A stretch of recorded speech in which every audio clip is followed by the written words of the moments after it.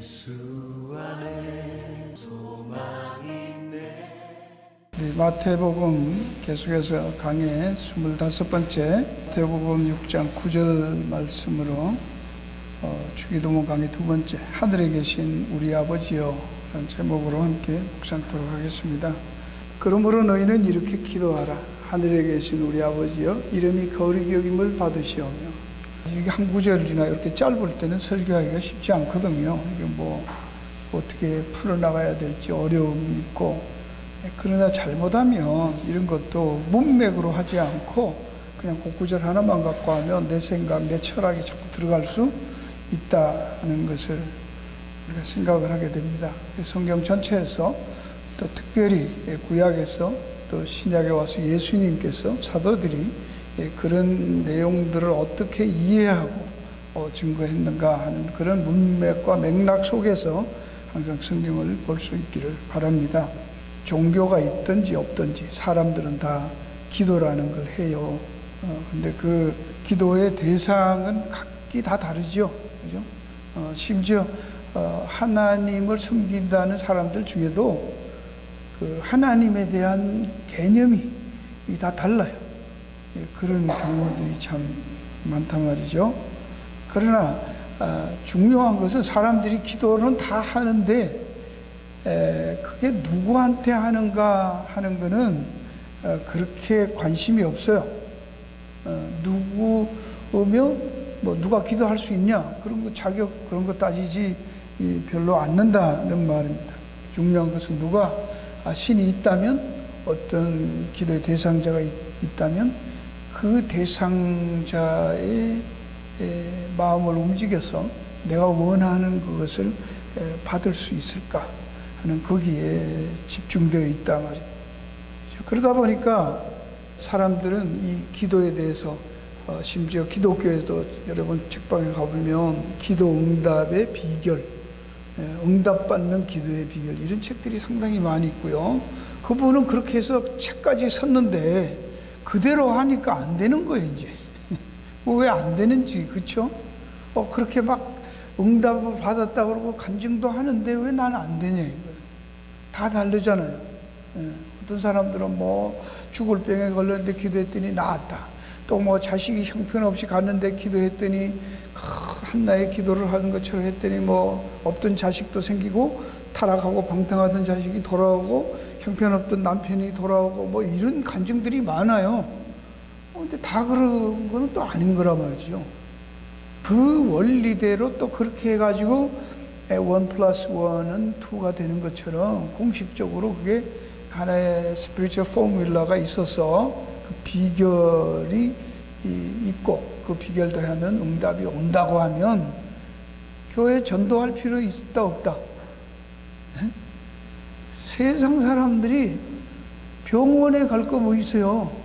교회에 와서 목사 안수 한번 받고 국회에 등록하고 기도하는 자격만 받으면 다 되는데 매지고 터지고 그럴 거 아니에요.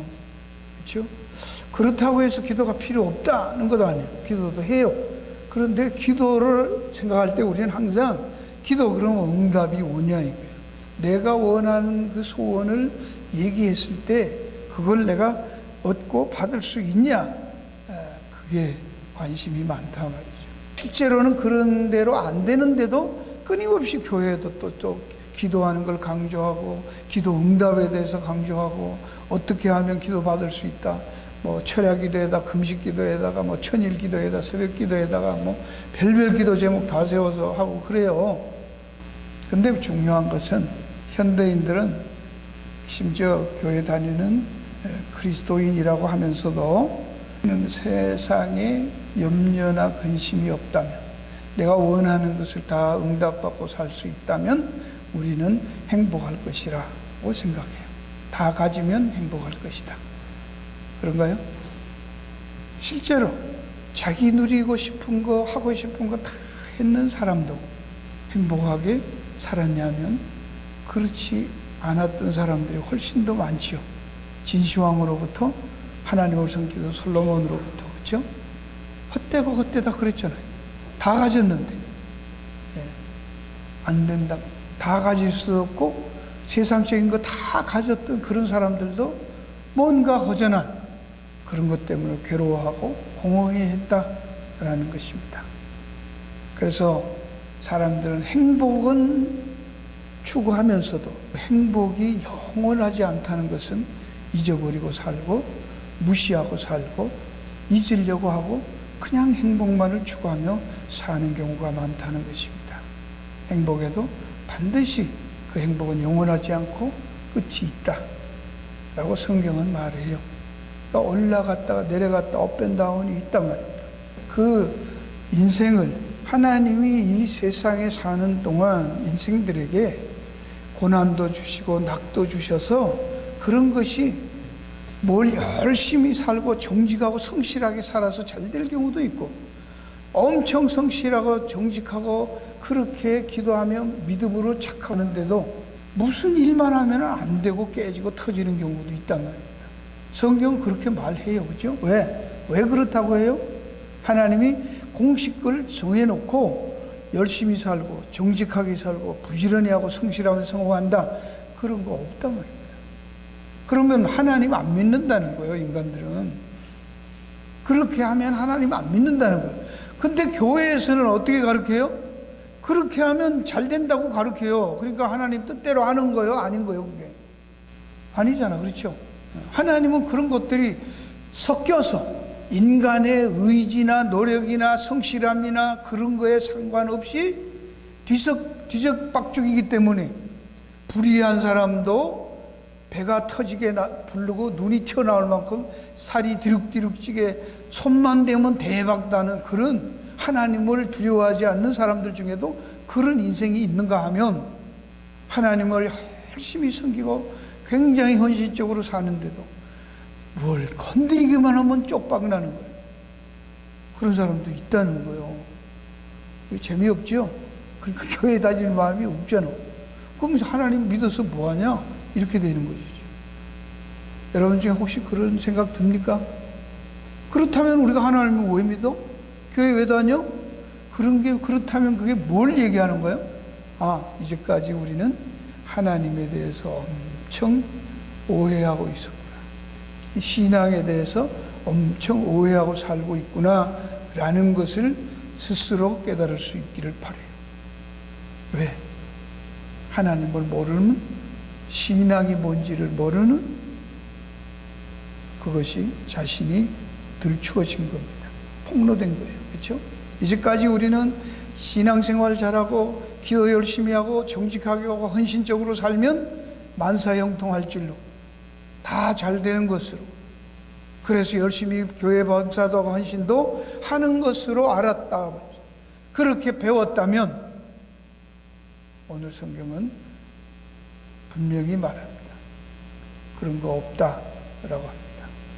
예수 안 믿는 사람 성실하게 살아도 잘 사는 사람이 있고, 예수 안 믿는 사람 성실하고 정직하게 살아도 못 사는 사람이 있고, 예수 잘 믿는 사람이 성실하고 정직하게 살아서 잘 되는 경우도 있고, 예수가 믿으면서도 그냥 대충 믿는 것 같은데 저 예수쟁이 맞나? 신앙이 있나? 믿음이 있나? 그런데도 잘 돼. 그런 자식도 잘 되고 비즈니스도 잘 돼. 그런 사람도 있고, 열심히 교회 봉사하고 헌신적으로 신앙 좋고 정직한데도 그냥 한번 깨지고 터지고 안 되는 집도 있어요.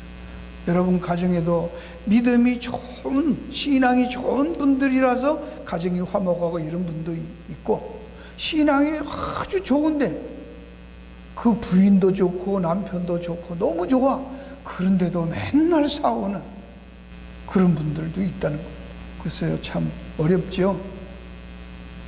우리는 그렇지 않으려고 교회 다니고 그런 거 없어 벗어나려고 신앙생활이라고 잘못 알고 있다는 얘기입니다. 성경은 그런 거에 대해서 그렇게 하면 벗어날 수 있다고 가르치지 않습니다. 오히려 성경은 뭐요? 어떤 일이 오든지 주어진 그 삶이 하나님께서 인도하시는 삶이고 믿음으로 살고 감사함으로 살면 된다라는 것이지, 특별하게 기도해서 뭘 받고, 제가 제일 불편해하는 게 뭐예요? 비즈니스 시작하면서 와서 기도해달라는 거예요. 요새는 이제 저보고 그런 거 부탁을 잘 안 해요. 이미 내가 보기에는 내가 아무리 기도해도 본인들이 능력이 없으면 안 되더라고. 그렇죠? 내가 아무리 기도해주고 뭐해. 본인이 능력 없으니까 얼마 안 가니까 다 말아보고. 근데 또 와서 나는 별로 기도 안 했는데 가서 오라 그러니까 뭐 안 갈 수도 없고 가서 그냥 주님 뜻대로 하시옵소서. 그냥 기왕이면 잘 되게 주시옵소서. 힘이라도 주고 이제 뻥치고 오면 잘 돼. 내가 보면 어떻게 이상해. 내 기도빨이 있나? 생각할 만큼 잘 돼. 근데 보니까 그 양반들이 준비가 되어 있어서 그 잘하는 거요. 그런 경우도 있더라고. 그럼 또 뭐 가면 갈 때마다 또 뭐 식사 대접하면서 목사님 기도받고 해서 잘 됐다 그러니까 나는 몸둘 바를 모르겠. 그거 아닌 것 같은데. 정말로 그러면 제가 이게 얼마나 바빴겠어요? 비즈니스 하는 사람들마다 다 불러다가 할 거 아니에요. 그런 거 아닌 것 같아요. 잘 모르겠어요. 그래서 그런 거 잘 모르겠다고 나는. 그냥 그저 축하하고 기왕 시작했으니까 시험에 안 들고 잘 됐으면 좋겠습니다. 그런 것이죠. 그죠? 어떤 사람은 또 비즈니스가 너무 잘 돼도 그 비즈니스 때문에 병들어서 한 생을 마감하는 분도 봤어요. 비즈니스가 너무 잘 되니까 화장실 갈 수가 없었대. 사람들이 하도 오니까. 그래서 나중에 얼굴이 통통 부어서 가시더라고요. 그것도 장로님이에요. 그런 경우도 있어요. 그러니까 너무 비즈니스 잘 돼서 화장실까지 못 갈 정도로 바쁘다. 그러면 조금 생각해 보시는 게 좋은 거예요. 그죠? 인생들은 이런 것들을 성경에서 분명히 말해요. 하나님이 이 만물 가운데 하나 알만한 것이 다 있어서 하나님이 계시다는 걸 알 수도 있고 인간 뜻대로 안 된다는 것도 다 알아. 그런데 인간들은 그걸 잊으려고 하는 거예요. 무시하는 거예요. 하나님 모르는 것, 없는 것처럼 사는 게 인생이라 그런 거예요. 로마서 1장에서도 베드로후서에서도 풀어 이스라. intentionally 그 사람들은 의도적으로 그거를 자꾸 받아들이지 않고 거부하려는 게 인간들이다라는 것입니다. 오늘 본문의 이 말씀, 하늘에 계신 우리 아버지요, 이 부분을 문맥을 살피면서 한번 이해하시기를 바랍니다. 이 기도, 주기도문이라고 하는 주님 가르치신 기도 내용은 짧지만 굉장히 명료하고 그러면서도 이방인들의 기도와 다른 하나님께서 들으시는 기도라는 사실입니다. 이것이야말로 오늘 예수님의 제자된 우리 성도들이 드리는 기도이어야 한다라는 그 특징과 내용들이요. 그렇기 때문에 이것은 세상 사람들이 하는 그 기도, 중언부언하는 기도가 뭘 중언부언이라고요? 그냥 중얼중얼대는 거, 그냥 무조건 주시옵소서 그러는 거 아니요. 뭐요? 하나님이 누군지 모르고 하는 게 중언부언이에요. 자꾸 다르게 뭐 말만 하면 된다 했던 말 또 하는 게 중언부언이다 그러는데 아니요. 문맥으로 살펴보면 하나님이 아시는 기도, 하나님의 아는 자 된 사람이 하는 기도라야 되는 거지, 하나님이 모르는 자들의 기도, 그거는 중언부언이다 그 얘기입니다. 그게 이방인의 기도예요. 사람들에게 보이려고 하는 위선적인 기도. 그런 거는 분명히 유대인들이 손들고 여호와 여호사코 기도하잖아요. 하나님 아는 것처럼 보이는데 하나님 모르는 거잖아요. 이방인 기도하고 똑같은 거예요. 모르는 기도, 하나님과 아무런 관계가 없는 자들이 하는 기도가 그 말만 많다 그 말이 뭡니까? 그렇죠? 쉽게 예를 들어서 아이가 아들이나 저희 뭐 요즘 손녀 같으면 그 눈에도 안 아픈 내 어미가 와서 할아버지 그러면 그 다음에 안 들어도 그냥 알았어 이러는 거지. 그렇죠? 그게 부모고 관계잖아. 그걸 뭘 길게 얘기할 게 없어요. 여기 안다는 말이 그런 거잖아요. 관계가 맺혀졌어야지 무슨 말을 하든 횡설수설하든 그런 게 중요한 게 아닙니다. 하나님이 아신다는 거예요. 내가 기도를 잘하고 말을 유창하게 하고 미사여구를 잘 쓰고 그래가지고 안다면 정말 우리는 기도문 작성할 때도 수시간 묵상하면서 지웠다가 썼다가 설교하는 것처럼 해서 와서 토시도 안 틀리게 그렇게 기도문하고 그래야 될 거 아닙니까? 아니요. 여러분이 횡설수설하고 왔다 갔다 하고 뭐 하다가 잊어먹고 하얘져 갖고 뭐 주님의 예수님의 이름으로 기도합니다 빼먹고 그래도 상관이 있다 없다? 없어요. 하나님은 뭐 하신다? 네가 무슨 생각하는지 안 되는 거예요. 말할 줄 모르는 어린애가 향해 울면 엄마는 알아 몰라? 얘가 배가 고파 그런지 똥 싸서 그런 건지 알더라니까? 근데 하나님 앞에 가서는 기도하라 그러면 못하겠다는 거예요. 그럼 못하겠다는 건 두 가지요. 사람들 앞에 쪽팔릴까봐 못하겠다는 거하고 또 하나는 뭐예요? 하나님 앞에 기도하면 정말로 줄까? 그게 확신이 없는 거예요. 이렇든 저렇든 정말 기도하면 하나님은 들으신다고 생각하면 해요 안 해요? 할 거 아니에요. 바로 이런 맥락 안에서 주님 가르친 기도를 통해서 기도의 내용을 알고 기도를 해야 된다.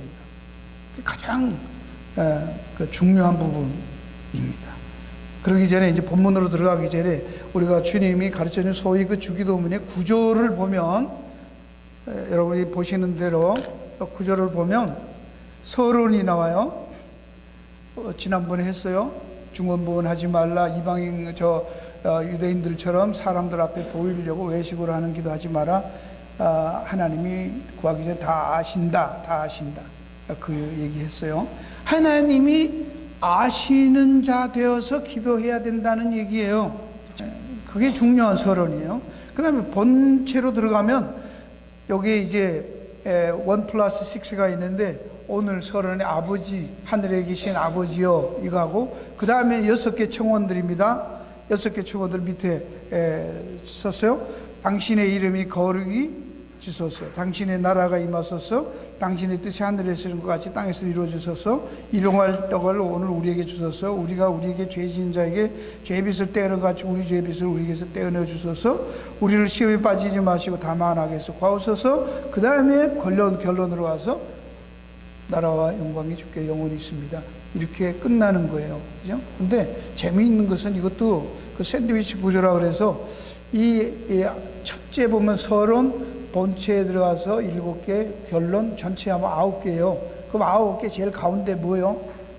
주기도문의 제일 중요한 부분이 처음에 하늘에 계신 아버지 이거.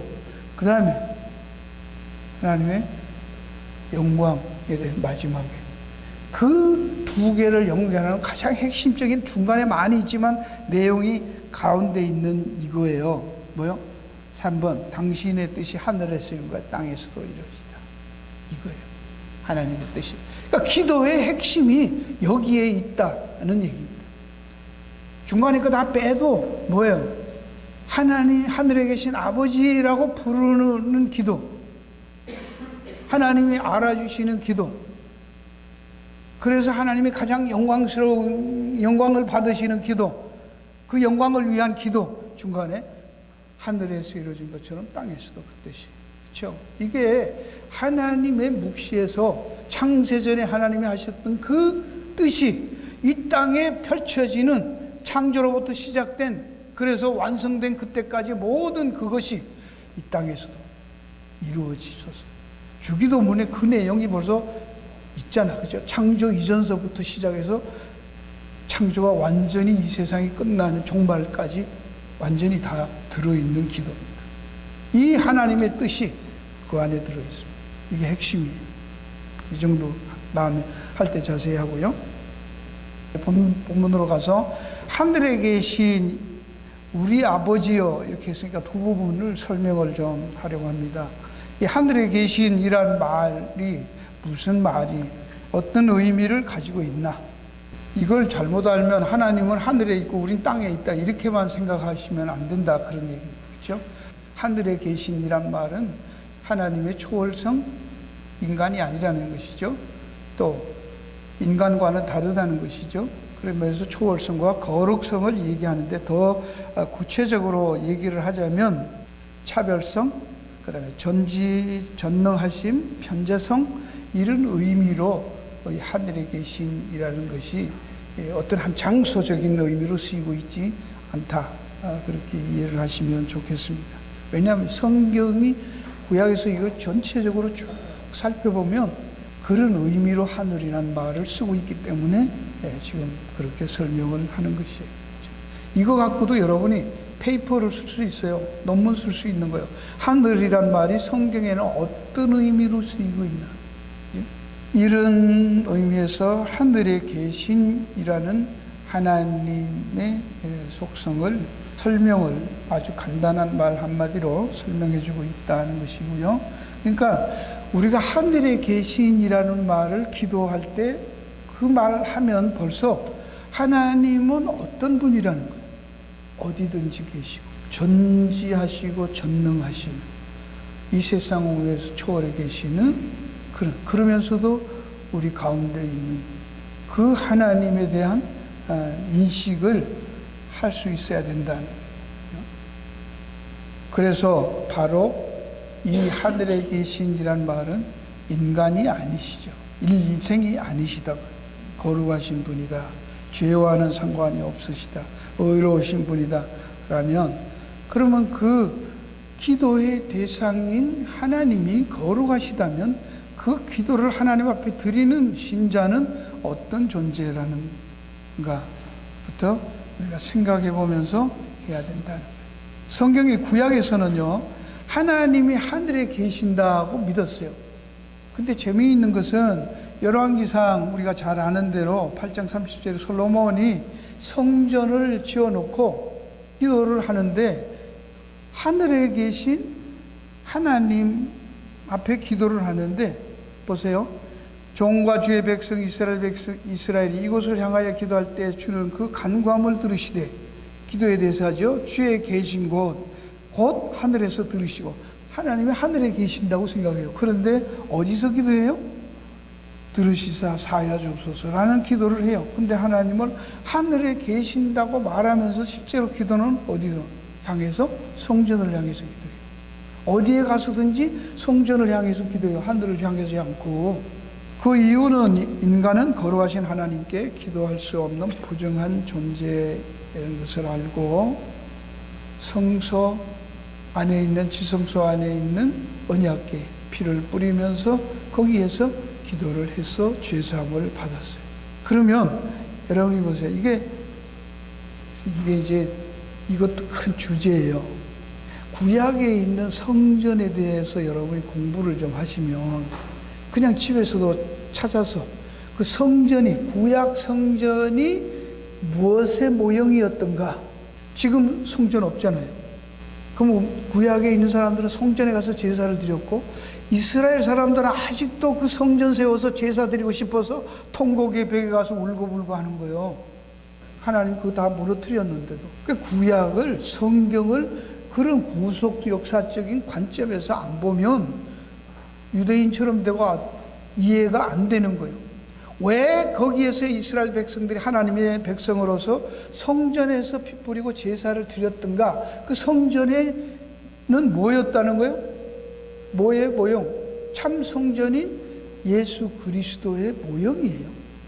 그러니 구약 성경에 있었던 성전에서 모든 액티비티들이 예수님이 십자가에 돌아가시면서 단번에 대속의 희생 제물이 되시는 그로부터 성전은 돌 하나도 돌 위에 남지 않고 성전은 무용지물이 되어서 사라지는 거예요. 역사 속에 더 이상 필요 없어요. 바로 성전이라는 걸 통해서, 광야에서 성막을 통해서 이스라엘 백성들이 하나님과 교통했어요. 근데 점점 시대가 변하고 세월이 흘러가면서 그 성막, 성전이 어떤 종교적인 행위의 상징이 되어서 그 안에서 제사 드리고 짐승 잡아주고 하는 그거의 행위의 포커스가 맞춰지기 시작. 원래 준 의미는 무시하고 의와 신은 버리고. 그리고 예수님께서 오셨을 때 요한복음하고 누가복음, 마태복음, 마가복음, 사복음서에 다 있는 사건이 뭐죠? 소위 말해서 성전 청결 사건이라고 하죠. 근데 청결 아니라고 그랬어요. 왜 청결이 아니에요?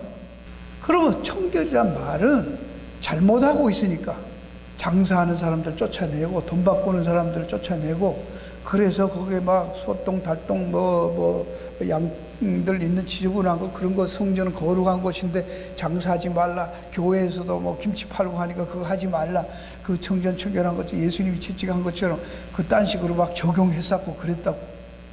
그러면 청결이라고 하는 게 맞다면 예수님은 성전을 깨끗하게 하고 이것만 쫓아내면 계속 서도 된다, 그런 뜻이에요? 아니에요. 아시겠어요? 그죠? 이제 이거 하지 마. 이게 본래 성전은 만민이 기도하는 집, 하나님과 교제하는, 교통하는 장소였었다 라고 말씀하면서, 이거 하면 이제 이게 뭐죠? 용도 폐기가 됐다, 그 얘기. 이제 다 됐다는 거예요. 어떤 사람들은 그걸 상대적이긴 하지만 여러분이 성경을 볼 때도 그런 면이 있어요. 아, 이스라엘 백성들이 하도 성전에서 개판 치니까 이제 성전을 더 이상 두고 볼 수 없어서 악이 하늘에 쌓아서 이제 성전을 두드려 부시고 로마 군인들이 와서 무너뜨렸다고 생각을 하잖아. 그죠? 뭐 그런 뜻도 있어요. 그러나 우리가 다니엘서에 본 대로 뭐 이 성전 문제에 대해서는 여러분이 마태복음 강의 101번, 102번 가서 찾아서 한번 더 보세요. 길게 제가 강의해 놨으니까. 그런 거는 현상적으로 보면은 그렇게 보이지만 아니죠. 하나님의 빈틈없는 타임 스케줄에 따라서, 하나님의 구원 계획에 따라서 때가 참에 아들이 오시고 때가 참에 성전이 파기되고 그런 거예요. 그죠? 때가 참에 하나님의 아브라함의 자손들을 애굽에 보내고 애굽에서 나오게 하시고 그런 거 아닙니까? 때가 차면 하나님 다시 주님 재림하실 것이고, 하나님의 구원 계획 속에서 하는 거지, 인간들이 하니까 거기에 따라서 프로그램이 조작되고 변경되고 잘하면 좀 늘려주시고 뭐 그런 식으로 생각 아니란 말입니다. 물론 그렇게 생각할 수밖에 없지만, 그러나 하나님이 먼저 하나님의 관점에서 보는 훈련을 하는 게 필요하다라는 생각.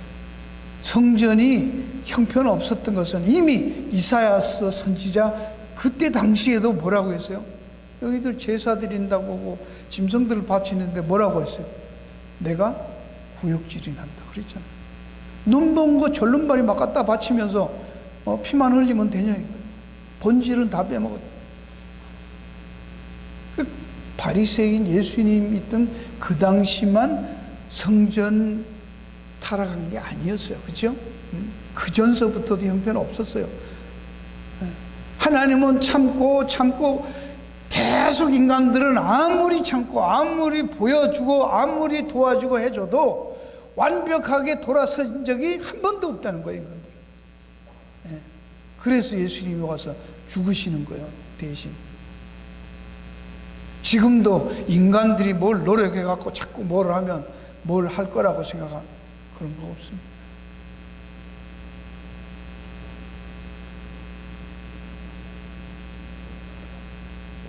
이 말씀에 대해서는 분명히 성경에도 말씀하죠.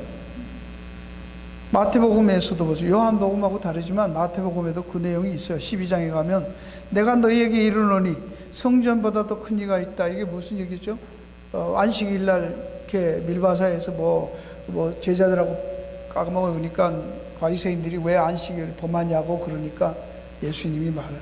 다윗이 안식일에 자기 도망 다니면서 그 제사장만 먹는 그 진설병 빵을 성전 안에 들어가서 다윗도 먹었지 않냐 그거요. 근데 나는 다윗보다 더 큰데 이거 밖에 있는 밀 좀 까먹었다고 그걸 안식일 범했다고 그러냐, 그렇게 말씀한 내용이죠. 성전 그 자체, 지금 너희들이 하는 모형보다 큰 실체인 내가, 성전의 실체, 나가 실체라 그 얘기하신 거예요. 성전보다 더 큰이라는 말은. 그건 모형이고 실제는 나잖아. 근데 요한복음에서는 분명하게 여기에 말해요. 이 성전은 46년 동안 지었거늘 네가 3일 동안에 이렇게 했냐. 나중에 그게 자기 육체에 대해서를 가르쳐 하신 말씀입니다. 근데 재미있는 거죠. 요한복음 1장 이 얘기하고 1장 14절에 여기 있죠. 요한복음 1장 14절에도 뭐라고 있어요? 말씀이 육신이 되어 우리 가운데 거하심에 그 영광을 보내 독생자의 영광이다. 그러면 거기에 말씀이 육신이 되어 우리 가운데 거하심에라는 그 거하심이라는 단어가 무슨 단어라고? 우리 가운데 텐트를 치심에, 장막을 치심에 그 단어예요. 타버나클. 광야에서 이스라엘 백성들이 성막을 쳤던 그 텐트 쳤던 그 얘기를 예수님이 우리 가운데 거한다. 그 말을 그 단어를 써서 거한다는 말은 우리 가운데 뭐로 오셨다는 거예요? 성전으로 오셨다. 그 얘기하는 거예요. 신학적으로 해야 돼요, 성경을. 뭐 신학적으로 안 하면 뭐 상식적으로 합니까?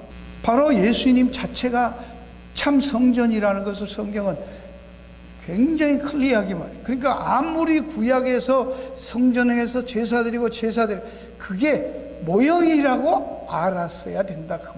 그러니까 요한복음 5장 39절에도 너희가 성경에서 영생을 얻는 줄 알고 성경을 상고하니 이 성경이 곧 내게 대하여 증거한다.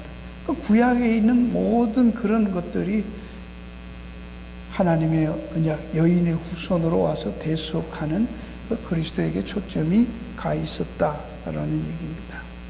그래서 우리가 이제 하나님 앞에 나갈 수 없는 죄인들이 그 참 성전된 그 그리스도의 사역으로 인해서, 대속의 사역으로 인해서 하나님 앞에 나갈 수 있게 되었다라는 것은 하나님의 은총이라고밖에 할 수 없습니다. 그래서 갈라디아서 2장 20절에 내가 그리스도와 함께 십자가 못 박힌 그런즉 이제는 내가 산 것이 아니요 오직 내 안에 그리스도께서 사신 것이다. 이 말도 여러분들이 참 많이 묵상해야 될 내용이죠. 그죠? 아직도 내라고 생각하나? 내 안에 누가 살아요? 내가 산 게 아니고 바울은 내 안에서 사는 건 그리스도라. 그렇게 이거 설명이 쉽지 않죠. 다 암송하는 구절이에요. 지나가요. 이제 하늘에 계신 우리 아버지라고 말합니다. 우리 아버지. 예수님 하나님을 하늘에 계신 하나님일 뿐 아니라 우리의 아버지 하나님이라 부르라고 가르쳐 주십니다. 유대인들은 하나님을 아버지라고 부른 적이 없어요. 어떤 종교에서는 하나님을 아버지라고 가르친 종교가 없어요. 아람어에도 없어요. 근데 이스라엘 백성들도 하나님이라는 여호와라는 단어가 나오면 그걸 아도나이, 주라고, 그죠? 주인님, 그렇게 고쳐서 불렀다고.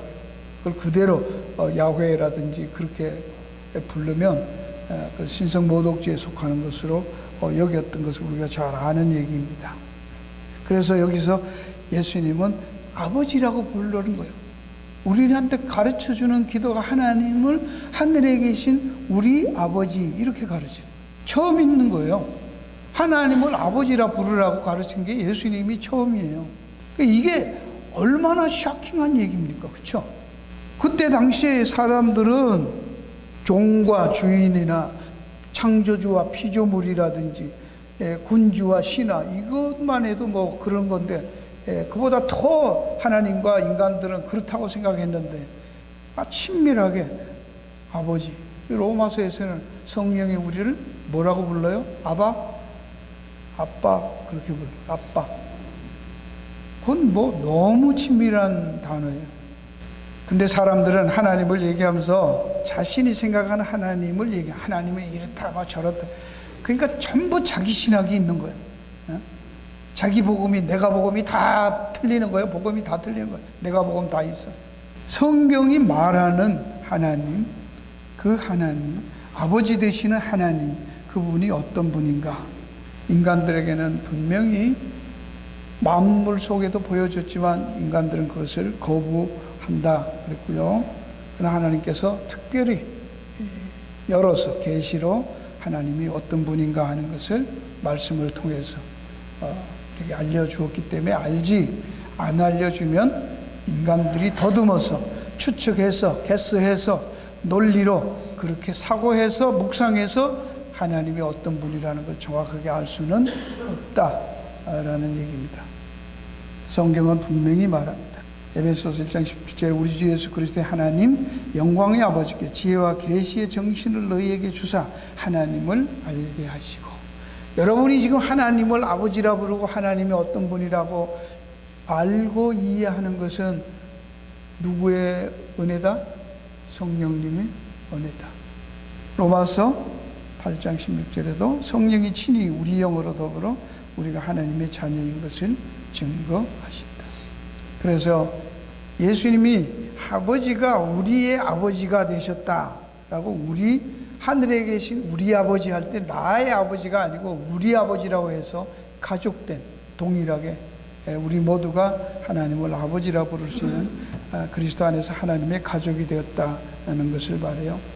자녀가 되고 그런 것은, 이 세상에서도 가족이 되는 것은 엄마와 아빠가 자식들을 낳아서 그런 거지, 자식들이 부모를 선택한 게 아니란 말이에요. 그렇죠? 그럼 오늘 우리도 하나님의 자녀 된 것은 하나님 아버지의 선택이지, 우리가 하나님을 선택해서 우리 아버지로 선택한 적이 없다고요. 요거 알미니안들이죠. 예? 그러니까 틀리면 뭐요? 자기가 선택했으니까 자기가 버릴 수도 있다고 생각하는 거예요. 근데 진짜 자식은 아니죠. 그래서 여기 우리가 하나님의 가족이 되게 합니다. 여기에서 마태복음 다음에도 나오죠. 12장 50절에 누구든지 하늘에 계신 내 아버지의 뜻대로 하는 자가 내 형제요 자매다. 그러니까 우리 교인들도 이런 의미에서 좀 가족 의식이 좀 넓어졌으면 좋겠어요. 내 새끼 막 내 가족만 아니라 교인들이 그리스도 안에서 가족이라고 하면 가족 의식이라는 게 그런 거잖아요. 그렇죠? 정말 여러분에게 가정에서 자녀들이 힘들면 같이 아파하고 같이 좋아하고 같이 나누는 그게 가족이죠. 네 새끼 내 새끼만 아니죠. 이런 가족됨을 성경은 분명히 얘기하고 있습니다. 오늘 묵상 마무리하고 마칠게요. 여러분, 하늘에 계신 우리 아버지라는 이 말씀을 할 때 여러분이 어떤 느낌이 오냐? 주기도문 끝까지 안 해도 하늘에 계신 우리 아버지, 거기서 일단 서보세요. 시작. 하늘에 계신 우리 아버지, 어떤 느낌이 드시냐 이거예요. 정말 힘들고 어려웠을 때, 좋았을 때, 육신의 그 보고 싶고 좋은 존경하는 아버지를 부르는 것만큼 내 가슴이 뛰어요? 벅차요? 말이 뭐 필요해요. 그렇죠? 아버지 그러면 되는 거잖아. 아빠 그러면 되는 거잖아. 그런 아버지라는 말을 할 때 그 아버지는 사랑의 아버지라는 거예요. 우리를 위해서 자신의 친아들을 죽이시고 우리를 양자 삼아서 아들 삼으신 그 하늘에 계신 아버지, 우리는 하나님 앞에 막 기도하는데 내가 필요하다고, 내가 원하는 게 있다고 죽을 것처럼 기도하지만 정말로 저렇게 아무것도 모르는, 영원히 죽을 수밖에 없는, 고통과 지옥 속에서 하나님 없이 살 수밖에 없는 우리 죄인인 우리를, 하나뿐인 아들 하나님을 사람의 몸으로 이 땅에 보내시고 처절하게 십자가에서 죄인의 몸으로 죽게 하신 그 하나님의 사랑, 그 하나님의 마음을 아시냐고요. 뭘 달라고 하기 전에, 정말 우리에게 필요한 것을 구하기 전에 그렇게 아파하셨던, 아들이 십자가에서 아바 아바 부르짖을 때도 얼굴을 돌리셨던 그 아버지의 가슴 아픈 사연을, 그 마음을, 참았던 그 마음을 여러분은 아시냐고. 엘리 엘리 라마 사막다니, 하나님 아버지 어찌하여 나를 버리십니까? 그럴 때도 흑암이 덮으시잖아요. 하나님이 외면하시잖아요. 귀를 막으시고 그 기도를 안 들으시잖아요. 정말로 우리는 그 하나님이 어떤 분이고 어떤 마음으로 어떤 뜻을 가지시고 자기 백성 자녀 삼으시고 어디로 어떻게 인도하시고 무엇을 도우시고 무엇을 지키시고 세우시고 인도하시고 이끌어 가시는지 여러분 하나님의 뜻을 아십니까? 하나님의 마음을 아십니까? 그 하나님 앞에서 중언부언할 수 있겠어요? 예수님은 이 아버지의 다음과 같이 말씀합니다. 예수님도 이 땅에 육신을 입고 오셔서 그 제자들 앞에서 마지막 기도하신 그분입니다. 아버지가 어떤가에 대해서 마태복음 7장에 너희가 악한 자라도 좋은 것으로 자식에게 줄 줄 알거든. 하물며 하늘에 계신 너희 아버지께서 구하는 자에게 좋은 것으로 주시지 않겠느냐. 세상 육신의 아버지도 악한 사람들이라도, 하나님 없이 사는 사람들이라도 자기 자식들에게는 좋은 것으로 줄 줄 아는데, 자기 아들을 희생해서 자녀 삼은 그 백성들, 자식들을 위해서 좋은 거 주지 않겠냐라는 아버지의 마음입니다. 오직 율법 속에서만 하나님을 알고 있던 인생들, 그래서 경직되게 하나님을 알고 무엇을 하고 안 하는 것에만 집중되어서 율법적인 마인드로 살던 그들에게 하늘의 하나님은 당신의 독생자의 아들을 통해서 바로 내가 너의 아버지라는 놀라운 은혜를 덧입혀 주신 것입니다. 우리가 아직 죄인 되었을 때 그리스도께서 우리를 위하여 죽으심으로 하늘의 하나님께서 우리에 대한 자기의 사랑을 확증하셨느니라. 예수님이 십자가에서 고난받기 전날 제자들에게 마지막 긴 고별 설교를 요한복음 17장에 가면 제사장 즉 대제사장 즉 기도라고 하죠. 드리는 내용입니다. 그 설교를 하신 다음에 그분의 기도를 보면 자신과 아버지가 어떤 관계에 있는지를 보여주신 거예요. 요한복음 17절에 예수께서 이 말씀을 하시고 눈을 들어 하늘으로 가로사대 아버지여 때가 이르러사오니 아들을 영화롭게 하사 아들로 아버지를 영화롭게 하게 하시옵소서. 근데 여기서 이 말씀이 무슨 말씀을 하셨는가? 바로 16장 마지막 부분이에요. 그렇죠? 16장 마지막 부분 32절에서부터요. 보라 너희가 각각 제 곳을 흩어지고 나를 혼자 둘 때가 오느니 벌써 왔다. 그러나 내가 혼자 있는 것이 아니라 아버지께서 나와 함께 하시니 너희들은 다 떠나지만 같이 죽겠다고 큰 소리 치는 너희들은 다 떠나가지만 너희들을 위해서 목숨 버리러 온 나를 두고도 너희들은 다 네 목숨 살겠다고 떠나지만 나를 보내신 아버지는 나와 함께 계시느니라. 이것을 너희에게 이르면 너희로 내 안에 평안을 누리게 하려 합니다. 세상에서 너희가 환난을 당하라. 담대하라. 내가 세상을 이겼느니라. 여러분 도망간 제자들 야단 안 치셨어요? 네. 그럴 수 있다는 거예요. 그러니까 내가 죽는다는 거예요. 뭔 여러분들이 이를 악물고 아무리 열심히 살고 힘있게 살고 믿음을 지키고 살아도 그렇게 살 수 있어요? 어떤 상황이 오면 안 됩니다. 사랑하는 성도 여러분, 하나님에 대해서 예수님이 표현하는 거 보세요. 나의 하나님은 어떤 분이냐? 너희들이 다 떠나고 세상이 나를 모르고 그렇게 잡아 죽이고 저들을 위해서 왔지만 그는 수모를 겪고 고통을 겪고 고난을 겪고 있지만 나 혼자 애쓰고 나 혼자 고민하고 나 혼자 해결하는 것이 아니라 나를 위해 당신의 아들을 십자가에 죽이기까지 하신 하나님의 그 사랑이, 그 하나님이 사랑으로 오늘도 저와 여러분에게 함께 장막을 치시고 성전되셔서 동행하실 줄 믿으시기 바랍니다. 하늘에 계신 우리 아버지요, 이 한마디를 기도할 때도 그 속에 한없는 감격과 감동이, 영적 힘과 은혜가 여러분에게 남은 생애 동안 늘 넘쳐나기를 주의 이름으로 축원합니다. 기도하겠습니다.